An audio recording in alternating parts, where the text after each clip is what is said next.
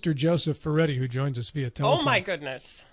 Joe, good morning. Hey, good morning. And Maria, I can relate to your situation. I built this little cabin in Pocahontas County 20 years ago and never imagined I would need air conditioning because the home is at 4,000 feet elevation. Sure. And in the summers here, I never saw temperatures much above 75 degrees.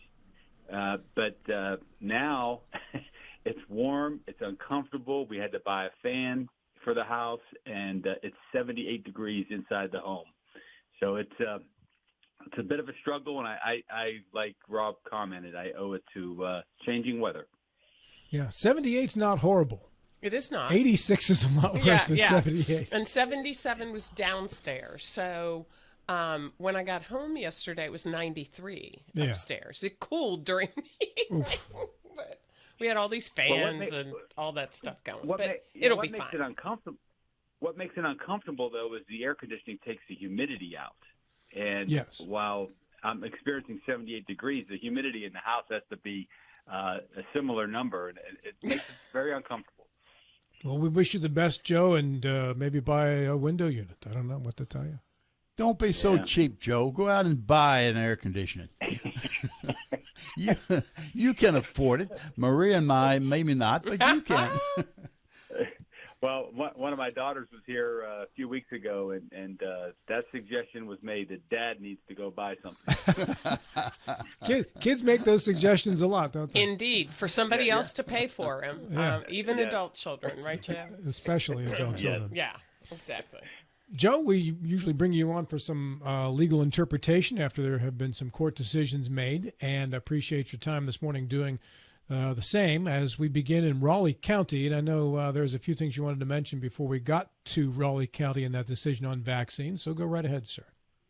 Yeah, I think, Rob, it's probably important to figure out how we got here in terms of what happened in Raleigh County last week. And, of course, that was the subject of our Friday 5 discussion, and it's going to continue to be a topic of discussion going forward. But recall back in January, the governor issued an executive order, and he ordered the state health department to establish religious exemptions and a process by which parents could utilize if they wanted their children excluded from the compulsory school vaccines in West Virginia, because we do have a law, and we've had a law for over 100 years that requires vaccines before you enter a public school. So parents, in response to this executive order and the state health officer designing some certificates that could be filed, parents went out and got exemptions for their children. Well, we know the State Board of Education, not long after the executive order, indicated that, no, they're going to continue to follow state law. The legislature did not pass any law including religious exemptions to compulsory vaccines. So the State Board of Ed was instructing all schools continue to require vaccines before students could enter the school this coming year.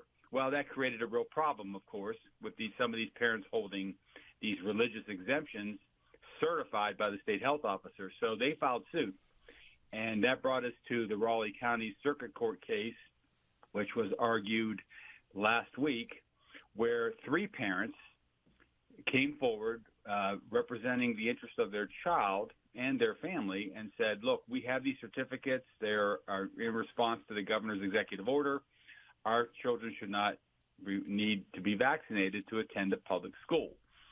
And in the case in Raleigh County, we know the circuit court judge granted a preliminary injunction, which allows these 3 students now, at least based upon the current stance of the court order, to attend school in Raleigh County without having their vaccines. And these children, there's a 4-year-old who's about to enter kindergarten, and interestingly, there's 2 17-year-olds who are about to become seniors at a Raleigh County high school. They, right now, based on this court order, will not have to be vaccinated.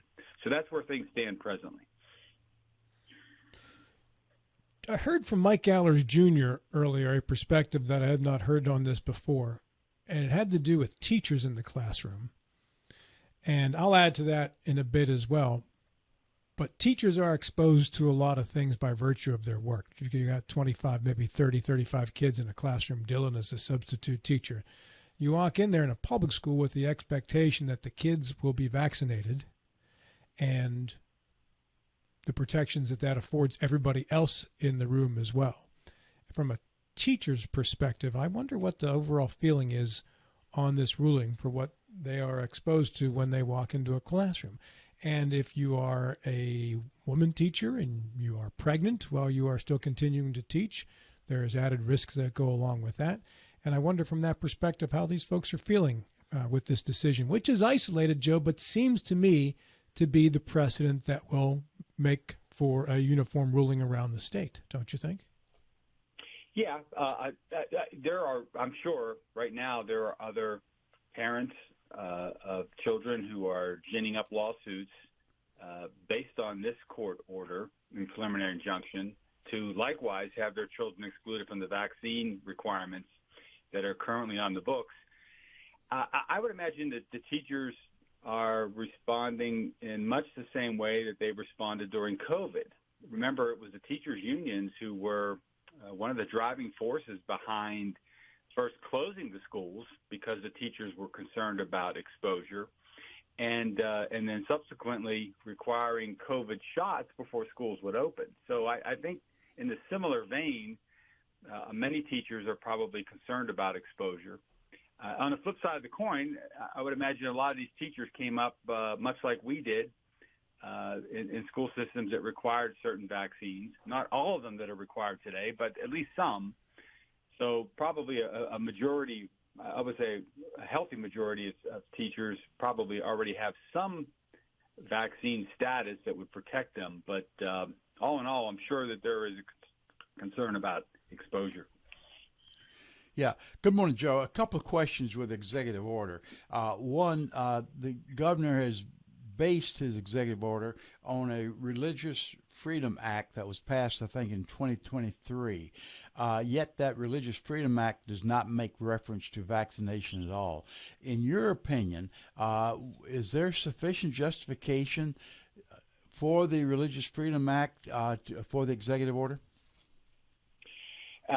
Well, I think there is because, and this is where we're getting into two competing laws here.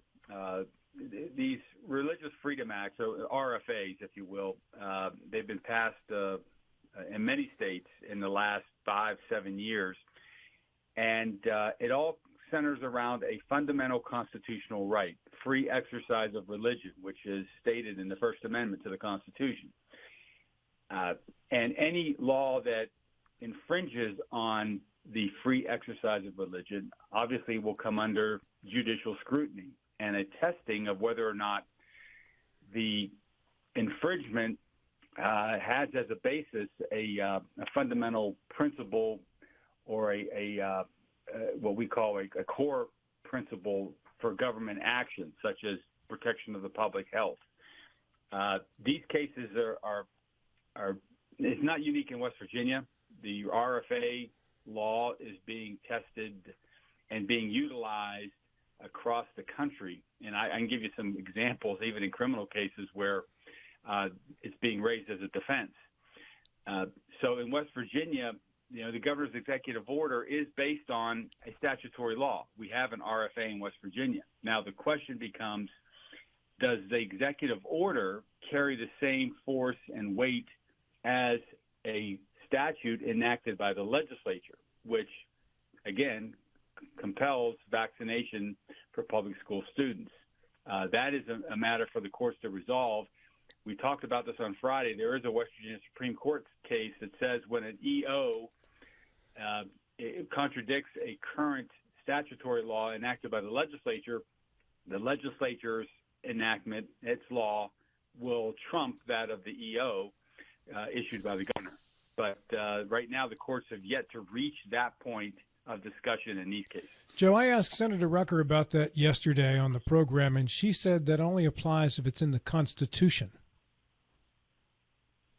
I have not seen that limitation in that court case. That was I believe, a 1990 decision in the 90s, and I didn't see an analysis limiting that discussion to just constitutional provisions.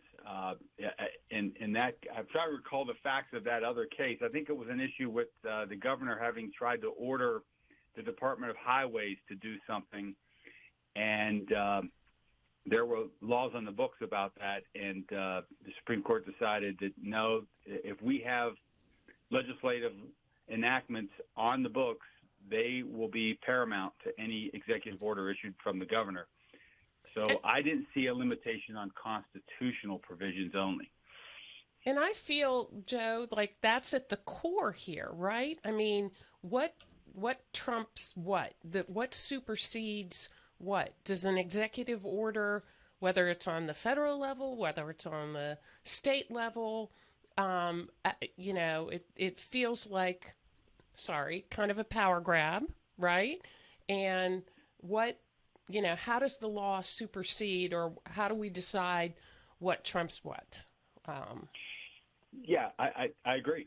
That we, in terms of constitutional principles, we have invested in our legislature to be the ones they're closest to the public, and they're the ones who should be enacting laws. The executive is the one who makes sure the laws are followed. Now, the governor has a point. Well, we got a law that says free exercise of religion shall be respected in the state, and he's saying he has the authority, therefore, to make sure that if anybody feels their free exercise of religion is being infringed upon, that law be followed. And so you have two laws here that are really bucking up against each other, and it's going to take the courts to resolve the issue as to which law will ultimately prevail. I think an analysis should be done that the legislature had an opportunity to address this. Remember, the EO came out before the legislature went into session. And then they had 2.5 months to debate all this and decided that they were not going to pass a religious exemption. So the will of the legislature was such that there shall be no religious exemption in West Virginia, and the governor has thwarted that. So if the courts look at this in that vein, you would think they would come down on behalf of the law in the books from the legislature. Joe, is there a time limit for executive orders? No, not that I'm aware of. I heard somewhere that there was a time limit, but I cannot remember where I heard that or what the time limit was. But well, in reading, and it's been a few days, but in reading the governor's executive order on this issue, I did not see any time limitation that was in place from the governor's office. What is the burden of proof for religious freedom, Joe? Well, you have to establish that you start with the fact that in a constitutional challenge here, okay, so I claim that my child's religious freedom, his free exercise of his religion or her religion is being infringed upon by requiring vaccines. So the government then, the burden shifts to the government to prove that there is a compelling government interest that overrides the claim that a free exercise of religion is being infringed upon. And in this case, the State Board of Education came forward and said the compelling government interest here is public health and welfare. And they came forth with statistics to show that West Virginia has a high rate of vaccination and a low rate of disease spread. And they also talked about the fact that since 2000, measles have pretty much been eliminated in this country. And now we have outbreaks because in populations where there is no vaccination, the disease is taking hold and spreading. So they brought forth data showing that the public health is of major concern. Measles can cause all kinds of problems in children and adults. And so we have a compelling interest to make sure that our kids are vaccinated when they go to school, when they're sitting in tight quarters and interacting with each other on a daily basis. Now, on the flip side, to say that, well, the compelling government interest overrides the free exercise of religion and is too broad in scope, and it should be more narrowly tailored, the parents argued that there are alternative means to deal with the small number of students who are going to seek religious exemptions. So, for example, if there's an outbreak, the students can be quarantined. There are situations already where there's exemptions to vaccines. For example, you can get a medical exemption. Secondly, there's not a broad application of this rule in the school system. When you go to a basketball game in the evenings, they're not checking your vaccination status before you go into the school to watch basketball or football at the football field. So there's a lot of holes in the system already. So these parents argued that this is just government overreach. And even if there's a compelling interest that the government can state, the rule's too broad and it captures too many people and it infringes on a fundamental right. So the rule needs to be stricken. So that's pretty much what the arguments were in Raleigh County. So what happens, Joe, from an appeal standpoint? What's your prediction? Will there be an appeal? Will it go to the West Virginia Supreme Court of Appeals? Where does that go from there? And what do you think is going to happen there? Yeah, well, the nature of the decision in Raleigh County was a preliminary injunction. Okay, that's right. The judge has actually scheduled a second hearing for a permanent injunction coming up in a matter of a few weeks. The judge has tipped his hand in Raleigh County. I see that he's going to grant a permanent injunction going forward. But the appeal rights right now, you can do an interlocutory appeal, which is an appeal that goes to the West Virginia Supreme Court immediately. And the argument is that, look, there is an emergent nature to this case, and there is in this case because we have the schools about ready to start here in a few weeks, and the school districts don't know what to do. So I would imagine that there is a lot of discussion about bringing an appeal up right away to the West Virginia Supreme Court, not to the intermediate appellate court, but right away to the West Virginia Supreme Court because of the nature of this order. It's injunctive relief. It's extraordinary relief for a judge to grant it. And I think the Department of Education is going to argue that we need guidance and we need it right away. If I am infected by a contagious person, Joe, can I sue that person?